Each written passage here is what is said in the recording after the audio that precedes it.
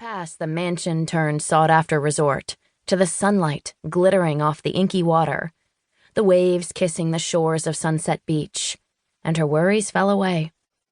Boats were tethered to the marina, and more were anchored in the harbor like rebellious teenagers refusing to come home.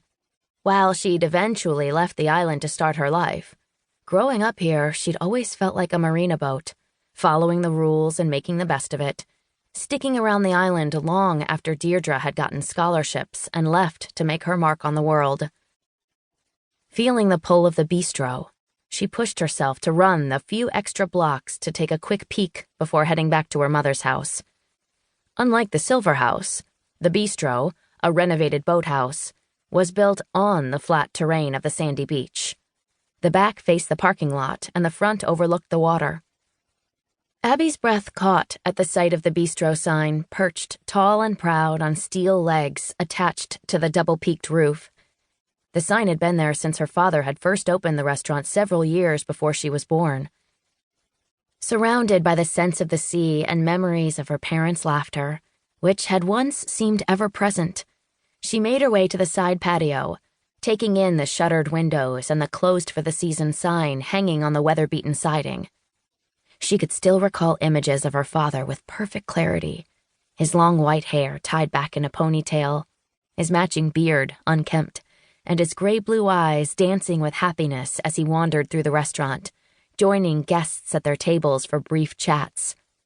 Memories of her mother always took her back to her youth, when Abby de Messiéres' sandy hair was shiny and beautiful, and a gap-toothed smile was always at the ready. Her eyes shifted to the beach in front of the restaurant, where she and Deirdre used to play.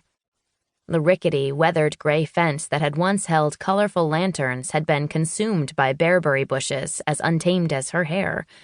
Memories of better days floated around her as she stepped off the side of the patio and onto the sand.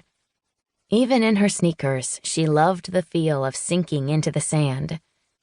She rounded the front of the building and was surprised to see a man sitting at a table reading a newspaper in the shade of the covered patio.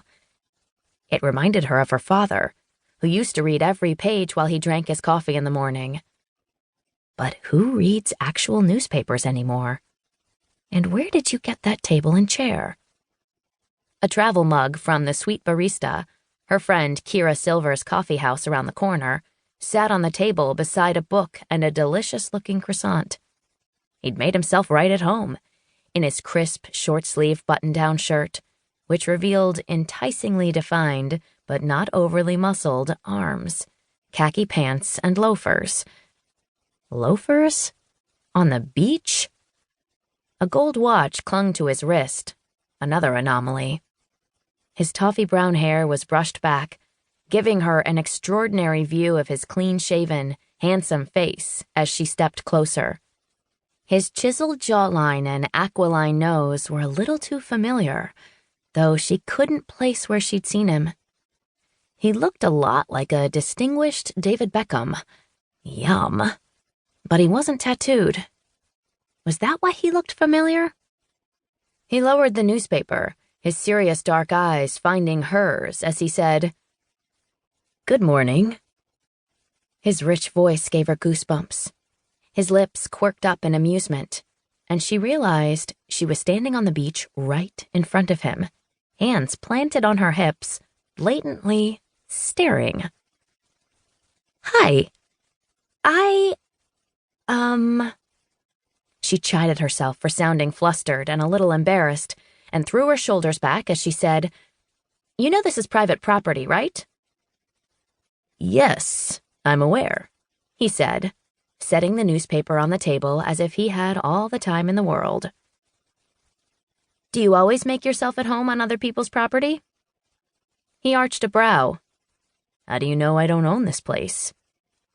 She was amused by his attempt to seem important. "I'm pretty sure you don't." "Are you?